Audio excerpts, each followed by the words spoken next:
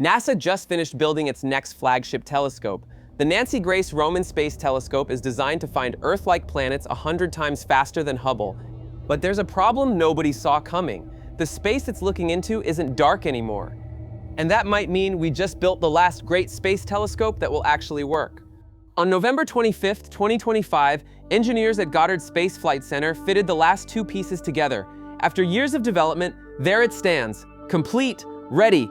A 2.4-meter mirror, just like Hubble, but with a field of view that's 100 times larger. What takes Hubble 100 nights to photograph, Roman can do in a single night. The mission is clear: find Earth-like planets around other stars, understand dark energy, maybe answer the question humans have asked for millennia: are we alone? Launch is planned for summer 2027. Everything's on track, except for one thing. In early December, just days after Roman was completed, a NASA team published a study. The numbers are shocking. By the mid-2030s, 40% of all Hubble images could contain satellite streaks. 40%! For Roman, with its massive field of view, it could be even worse. Some missions might see streaks in 96% of their images. The reason is simple. Right now, over 9,000 Starlink satellites orbit above our heads. SpaceX has already launched more than 10,000. Amazon is building its own constellation. China is planning thousands more. By 2035, scientists expect 560,000 satellites in low Earth orbit.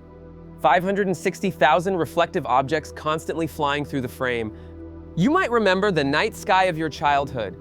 That silence, that darkness between the stars. Astronomers are saying, that's gone. And this isn't just an aesthetic problem. Roman's centerpiece is a coronagraph, a highly precise instrument that blocks starlight to see tiny planets beside them. It's like photographing a firefly next to a spotlight. But when satellites constantly fly through the image, when their reflected sunlight floods the sensitive sensors? One scientist said, "We spent decades building the perfect instrument, now we're polluting the place where it needs to work." Here's something you might not know. Nancy Grace Roman, the woman this telescope is named after, worked at NASA in the 1960s. Back then, when Apollo was just starting, when you might have been young, going to school, working your first jobs, she was NASA's first Chief of Astronomy. Her male colleagues mockingly called her Mother of Hubble because she fought relentlessly for a space telescope. Why in space? Because she wanted clear sight, away from Earth's light, clouds, atmosphere, undisturbed science. She wore the title Mother of Hubble with pride. Without her, we would never have gotten Hubble. Nancy Grace Roman died in 2018, at age 93. And now, in 2025, the telescope named after her stands complete. The most perfect instrument we've ever built to search for other worlds. But the space she admired so much isn't the same anymore. We've filled it up with our own technology, with thousands of blinking, reflecting objects. It's like we built the most beautiful concert hall in the world and then put a highway right through the auditorium.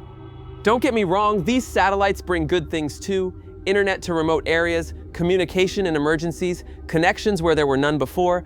I'm not trying to demonize that. But here's the problem. We never asked if we could have both, cheap internet access and a clear view into the universe. We just built both sides simultaneously. And now they're in each other's way. Roman will still launch, it will still do science. Great science, I'm convinced of that. But astronomers are already asking, does it make sense to build a successor telescope in 20 years when the orbit is filled with millions of reflective objects? Is Roman the last of its kind? Nancy Grace Roman fought her entire life so we could look at the stars. Now we've named a telescope after her that's supposed to search for other Earths. The question is, can we still see what it wants to show us?